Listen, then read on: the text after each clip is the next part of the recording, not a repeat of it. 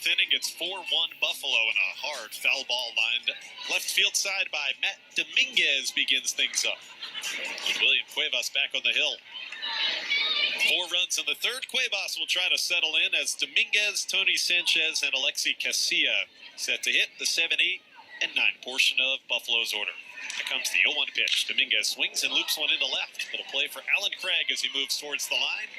Craig reaches out and is able to make the catch. So there is one away. Well, we were mentioning that this is our premiere installment of the PawSox Junior Announcer Series, and we'd like to welcome in Javik Blake, who is making his broadcasting debut today. Javik, or at least with us. I know this is not your first time on the air. Oh, this is not my first rodeo. Yes. Welcome to the booth. Well, thank you. I'm happy to be here. What do you think, first of all? How does it look from our vantage point up in these? Well, it's a lot better from the seats, I'll tell you that much. You get a lot better view of the pitches. Tony Sanchez skies a 1-0 pitch on the right side of the diamond. It'll be a play for the second baseman, Devin Montero. Face mask just about on that hood, covering almost all of the head. He makes the call on the catch. That's 2 quick outs here for Cuevas in the 4th inning. So, Javik, tell us a little bit about yourself, first of all. Where do you live? Where do you go to high school? Well, I live in Norton, Massachusetts, about 30 minutes from here. I go to Norton High School. I've done broadcasting since I was 12 years old, and I currently run my own student sports network, the Lancer Sports Network, down in Norton, Massachusetts. Alexi Casilla is going to take a strike at the knees, so it's 0-1. Tell us about the Lancer Sports Network. Well, a few years ago, I decided why not just create a place where I can put all my own games to put on and have a place where I can store everything, and one day when I'm going to college, say, hey, just look at my website, here's every single game I've ever done in my life, and I created that, and I've just been building a giant portfolio ever since I was 12. Man. So when was it that you said, hey, I want to be a sports play-by-play broadcaster? It was probably about the time I realized I wasn't going to be a big league catcher. So by about that time, I decided, you know what, I've been listening to Susan Waldman and John Sterling call games ever since I was a little kid, and over time, I just decided, you know what, you get to go to games for free. You get to talk about them.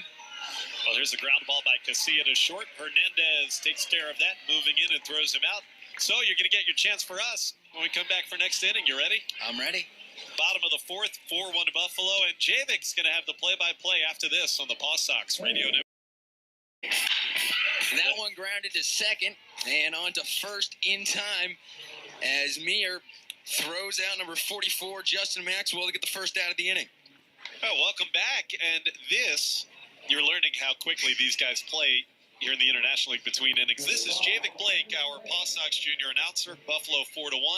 And Javik, you've got one out. It's all yours. So Alan Craig steps up to the plate, and let's take 10 seconds for station identification on the PawSox Radio Network. This is the flagship station for Pawtucket Red Sox baseball. Rhode Island station for news, traffic, and weather. News Radio 920 WHJJ, Providence. So Alan Craig trying to get his first official at bat today. Walked last time he was up. That one, a fastball in the inside corner. That'll be a ball. So Alan Craig, 1 for 6 on the season. He has an RBI. And Josh, what have you seen out of him in the early stages? I think Alan had a great swing at his first at bat. As that one lined deep into center field, Cecilini under it makes the catch for the second out of the inning. Just missed that one. Couldn't quite get the arms extended, but he drove in the PawSox first run of the season, Javik, back on Friday night. Well, Devin Montero will step up to the plate. 1 for 8 in the season, flying out to center field deep, all the way out to about the 400 sign. The brand new Welcome to Pawtucket banner in center field. On deck is Sandy Leone, the catcher, with 2 outs here in the bottom of the 4th inning. A fairly quick inning for LeBlanc, his 4th inning on the mound. As the pitch there, that one high and inside for ball 1. So LeBlanc, this is his first start of the season, and trying to get the Buffalo Bisons back to 500 as that one at the letters for strike 1, going 83-mile-an-hour fastball. And he'll have 20 seconds to throw the next pitch. The new pitch clock rules implemented again for the second season here in the minor leagues, as that one is a ball high and inside at about 84.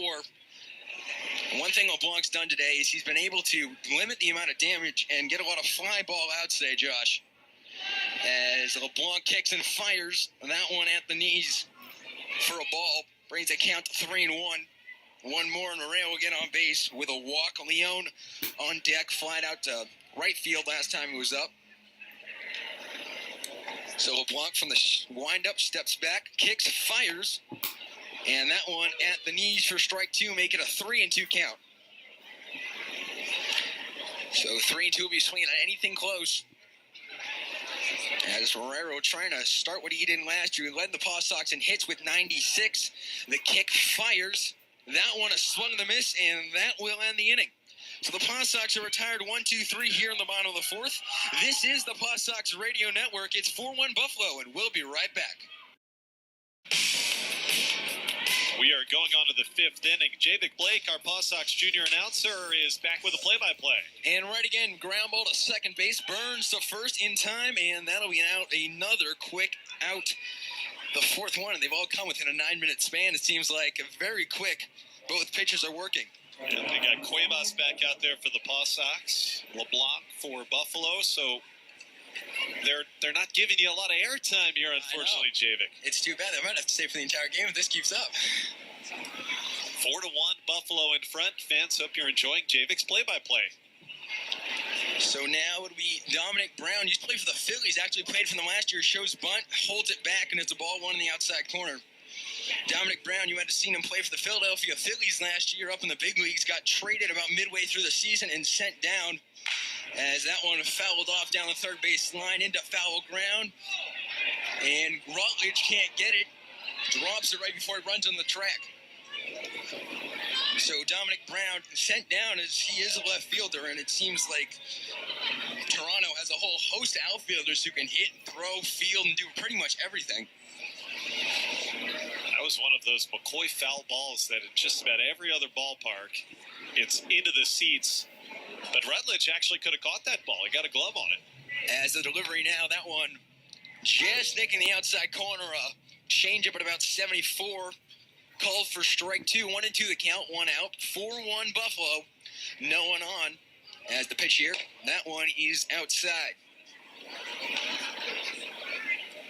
So Cuevas, besides the little slip up in the third, he's been working quite well as the pitch here is on the outside corner.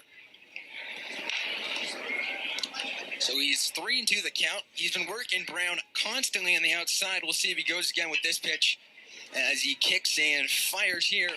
That one right to short. Picks it up onto first in time, and Hernandez gets the putout. So the second out of the inning. Both pitchers working effectively. As Cuevas has now settled down. LeBlanc pitching for Buffalo. Cuevas has settled down. He's retired 5 in a row. Or actually 7 in a row. After letting up those 4 runs in the top of the third. So we'll see what he does here. Siciliani at the plate. He walked last time he was up. Flying out to left the first time at bat tonight. That one on the outside corner just missing. Looked like it might have nicked the black, but the umpire saw a difference, so it's ball one. No one on. Siciliani at the plate. That one outside, ball 2. So a beautiful day at the ballpark. A little chilly for April, but not a bad day. A little windy. But compared to yesterday, it's an overall upgrade. The pitch here, that one on the outside. That one misses. Now it's 3-0 to Siciliani. 2 outs, no one on. Buffalo with a 3-run advantage. The windup. The pitch. That one on the outside for strike to 1. The home plate umpire taking his time to make that call. Might have delayed for a few seconds, but nonetheless, still a strike for the PawSox. The pitch. That one a swing and a miss. Siciliani trying to send that one to South Attleboro. A big swing and a miss. And now it's a full count. I can tell you've got a little bit of the John Sterling influence. Well, you listen to John a lot? Just a little. The leg kick and the fire. That one on the outside. And Siciliano get on with a walk. That's a good at-bat there for Siciliani. That's a close pitch to take 3-2. Second time Cuevas has walked him, Jamin. And now comes big Jesus Montero, a former Yankee and Mariner. Sent over to Toronto. He has 2 doubles and 3 RBIs, 3 of the 4 runs. He can clear a bases clearing double the last time he was up. From the stretch, the pitch. That one fouled straight back off the screen. Montero was on that one. He's on fire today. Now the man on first, hoping to maybe hit a homer and extend this lead to 5 runs. He has 2 doubles, 3 RBIs. He's batting .364 in the season, 4 for 11. As Cuevas comes to the set, man on first, 2 outs. Light kick and fires, man stealing second. The throw down is not in time. Under the tag is Siciliani. So a stolen base for Siciliani. Leone with the good pop, but the speed from Siciliani showing there as he goes in just under the tag. That's one of his calling cards, Javik. He's a very fast base runner. Leone threw it strong, a little high. Not sure they would have had him anyway.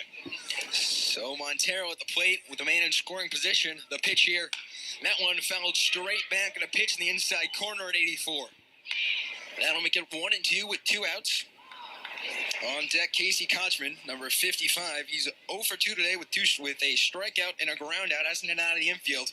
Montero, meanwhile, has hit 2 long bombs. And we'll see if he's trying to make a third here. So Cuevas at the set. Leg kick and fires. That one fouled again. Further extending this at bat, but keeping the count at 1 ball, 2 strikes. Now, how have you taught yourself, Javik, how to do play-by-play? You're only 15 years old for those who are just tuning in. Well, it's just trial and error. Yeah? You practice a lot? Just a little. So Cuevas at the set. The pitch. That one inside. Well, the thing is, I've listened to baseball ever since I was a little kid. It's been pretty much what I did. I used to fall asleep when I was little to sports radio. Well, I maybe still do, but we're not going to put that out there. But it's just something about listening to baseball on the radio that makes it so good. It makes it one of the best things to do. I would actually rather listen to a game on the radio than I would watch it on TV. As the pitch here, that one driven deep to left field. Will that get in? That one is out of here. Jesus Montero with the 2-run home run. Goodbye, Mr. Rawlings. And the score is now 6-1. As he got all of that one, and Cuevas not happy on the mound as Montero rounding the bases. Well, have yourself an afternoon, Jesus Montero. In 5 innings now, Javik, he has gone 3 for 3 with 5 runs batted in. I mean, I guess you could call it a day. He has every single one of Cuevas' earned runs. He walked in 1, and Jesus Montero is taking care of the rest. This one driven up the middle to center, and Kochman is on with a single the first pitch. There is some action in the bullpen. Can't see who it is, but the PawSox have someone up.